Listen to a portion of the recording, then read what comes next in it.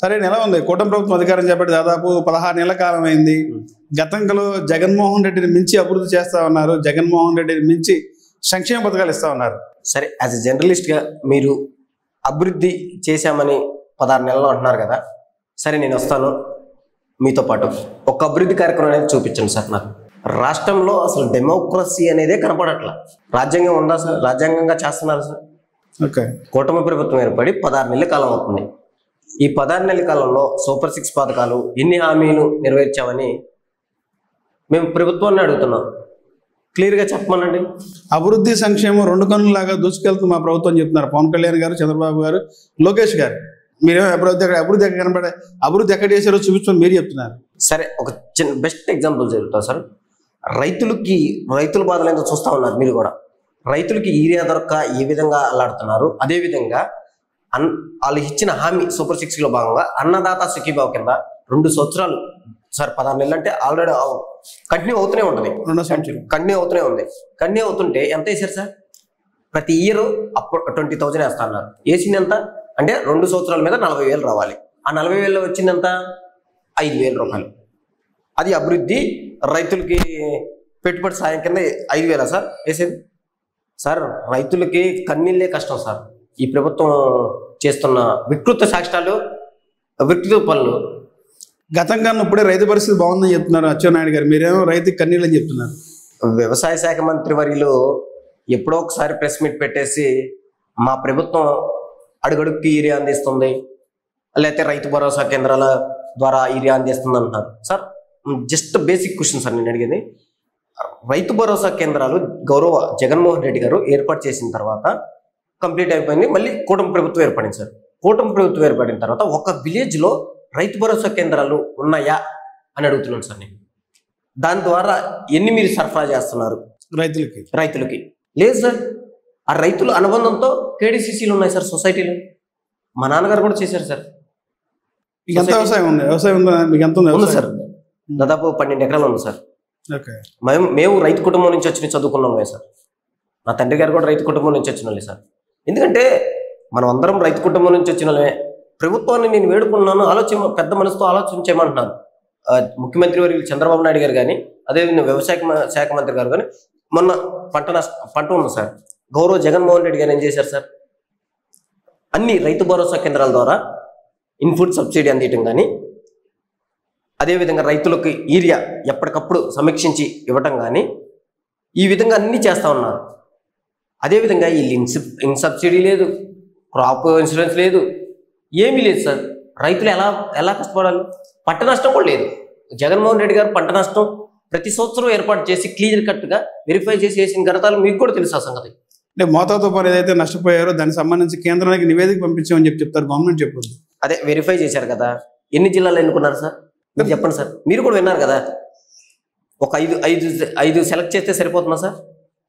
రాష్ట్రంలో పత్తి పంట పత్తి పంట నష్టపోయి, మిరదోటమ నష్టపోయి, వరి పంట నష్టపోయి, కనీసం మార్కెట్ యార్డ్లో పత్తి పుచ్చిపోయింది వస్తుందని మళ్ళీ CCI పెట్టకుండా ఆపేసింది మార్కెట్ యార్డ్లో. ఎక్కడ కొనుగోలు చేస్తున్నారు సార్? పత్తి ఎంత సార్? గుప్పు వచ్చి 2,000 రూపాయలు 3,000 రూపాయలే కొంటున్నారు సార్ రైతు. కింటా. ఆ రైతు ఎలా చెప్పండి సార్, మీరు చెప్పండి. ఏ విధంగా బతకాలి? పెట్టుబడి అయినా వచ్చిందా సార్? గతంలో ఎలా ఉంది రైతు పరిస్థితి, ఇప్పుడు ఎలా ఉంది సార్? గతంలో రైతుల పరిస్థితి కలకలలాడేది ఉంది సార్. మీరు ఎందుకంటే జగన్మోహన్ రెడ్డి గారు రైతు భరోసా కేంద్రాల ద్వారా ప్రతి ఒక్కటి అప్డేట్ ఇచ్చి యూరియా కానీ సబ్సిడీ కానీ అన్నీ ఏర్పాటు చేశారు సార్. మళ్ళీ వర్షాలు వస్తే పంట నష్టం చేస్తే జగన్మోహన్ రెడ్డి గారు ఇంటింటికి సర్వే చేయించి ఒక క్లియర్గా అగ్రికల్చర్ ఆఫీసర్తో రాపిచ్చేసి ఏవో గారి ద్వారా అంత ఒక స్కీమ్ ఏర్పాటు చేశారు సార్. అప్పుడు దానికి సబ్సిడీ ఎంతో అంత రిలీజ్ చేశారు అమౌంట్ గవర్నమెంట్ నుంచి. ఎకరానికి ఒక 20,000 అట్లా. సరే, గతంలో మేము అధికారంలో ఉన్నప్పుడు వైఎస్ఆర్సీపీ ప్రతిపక్షంగా ఎకరానికి 25,000 మీరు పంట నష్ట పరిహారం చేయాలన్నారు. మేము కూడా గౌరవంగా పెద్ద మనసుతో చంద్రబాబు నాయుడు గారిని, వ్యవసాయ శాఖ మంత్రి వారిని కానీ క్యాబినెట్ పెట్టి నిర్ణయించి ఎకరానికి ఒక 25,000 కాదు 20,000 రిలీజ్ చేయండి సార్. మేము డిమాండ్ చేస్తున్నాం వైఎస్ఆర్. రైతులకు అప్పటికైనా కలకలలాడింది. ఆ రైతులు ఎంత ఇబ్బంది పడుతున్నారో చాలా కన్నీరే సార్ కష్టం. మీరు ఒక డాక్టర్గా ఉన్నారు, గత ప్రభుత్వానికి ఇప్పుడు కూటమి ప్రభుత్వం వచ్చిన తర్వాత పేదవాడికి వైద్య పరిస్థితి ఎలా ఉంది? సార్ నేను ఫార్మడీ డాక్టర్ సార్, స్టిల్ నేను ఇంకా ఎడ్యుకేటెడ్లో ఉన్నాను.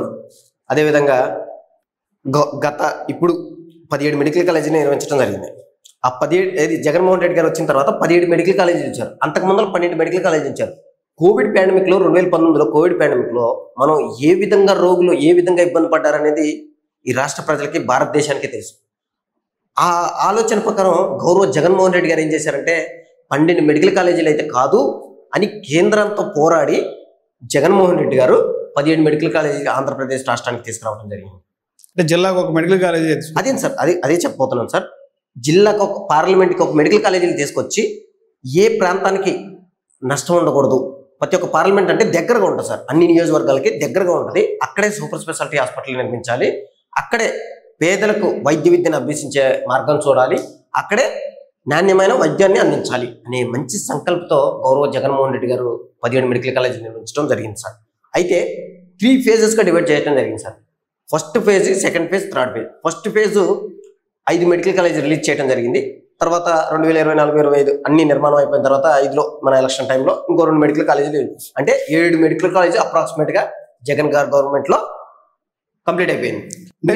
మీరు ఏడు మెడికల్ కాలేజీలు మీరు చెప్తున్నారు. రాష్ట్ర ముఖ్యమంత్రి నారా చంద్రబాబు నాయుడు ఉంటారు, భూములు కేటాయిస్తే కాలేజీలు అయిపోతాయని చెప్తారు సాక్షాత్తు సీఎం గారే. మీరేమో 3 phases నిర్ణయించారు, ఒక ఫేజ్ ఆల్రెడీ 7 మెడికల్ కాలేజీ పూర్తయింది చెప్తున్నారు సార్. 7 మెడికల్ కాలేజ్ ఆల్రెడీ రాష్ట్రంలో అన్ని మెడికల్ కాలేజీ దగ్గరికి మొన్న మా వైఎస్ఆర్సీపీ నాయకులు కానీ మినిస్టర్లు కానీ మాజీ మినిస్టర్లు కానీ అందరూ వెళ్ళటం జరిగింది. క్లియర్ కట్గా చూపించడం కూడా జరిగింది మీడియా ద్వారా. అదేవిధంగా 7 మెడికల్ కాలేజీ కంప్లీట్ అవుతుందో జనాలకి రాష్ట్ర ప్రజలకు కూడా క్లియర్ కట్గా కనపడుతుంది. వాళ్ళు 10 మెడికల్ కాలేజీలు క్యాబినెట్ ప్రైవేట్ పీపీఈ మోడల్లో తీసుకురావడానికి క్యాబినెట్ ఆమోదం చేయడం జరిగింది.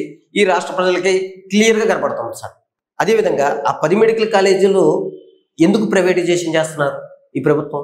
ఎవరి కోసం, ఎవరి లబ్ధి కోసం సార్? అంటే ప్రభుత్వం దగ్గర ఆదాయం డబ్బు లేదంట, ఫండ్స్ లేదు కనుక మేము ప్రైవేట్ పీపీపీ మోడల్లో వెళ్తామని చెప్తున్నారు సార్. మీరు అడిగినట్టే ప్రభుత్వం దగ్గర నిధులు లేదు, నిధులు లేక ఈ రోజున మరి 2 లక్షల కోట్లు ఎలా అప్పు చేశారు సార్? 2,20,000 పైన అప్పు చేశారు కదా.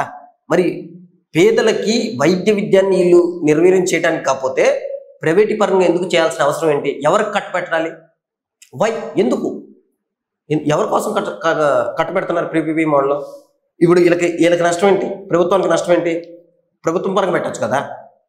అంటే ప్రభుత్వం రన్ చేయడానికి మా దగ్గర ఆర్థికంగా నిధులు లేదు. గత ప్రభుత్వంలో జగన్మోహన్ రెడ్డి ఆర్థికంగా విధ్వంసం చేశాడు కనుక ఈ రోజున పీపీపీ పద్ధతులు వెళ్తామని చెప్పి గవర్నమెంట్ చెప్పుద్ది సార్. 2 లక్షల పై చిలుకు అప్పు చేశారు సార్. 2 లక్షల ఓవరాల్ గా వచ్చేసి ఈ 10 మెడికల్ కాలేజీ 6,000 కోట్లు ఎస్టిమేషన్ సార్.